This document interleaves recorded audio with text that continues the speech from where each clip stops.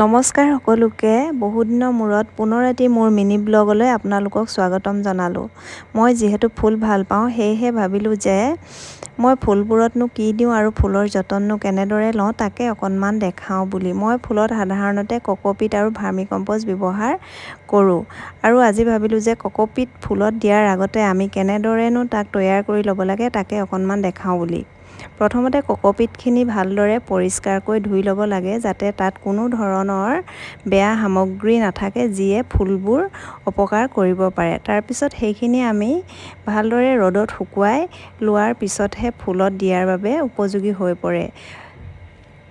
ফুলত দিয়াৰ আগতে আমি অকল কক'পিট ব্যৱহাৰ কৰিলে নহ'ব, তাত আমি মাটি, কিছু পৰিমাণে বালি আৰু কেঁচুসাৰো ব্যৱহাৰ কৰিব লাগে। তেতিয়া ফুলবোৰ খুব সোনকালে বাঢ়ি আহে আৰু দেখিবলৈও শুৱনি হৈ পৰে। মোৰ ফুলনি বাগিচাখনতো মই এনেদৰেই ব্যৱহাৰ কৰিছোঁ আৰু দেখিছেনে ফুলবোৰ ইমান ধুনীয়াকৈ লহপহকৈ বাঢ়ি আহিছে।